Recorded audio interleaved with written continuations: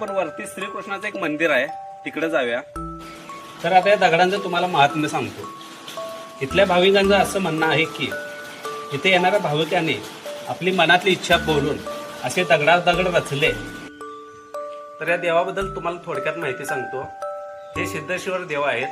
यांचं मंदिर वरती बांधायचं होतं.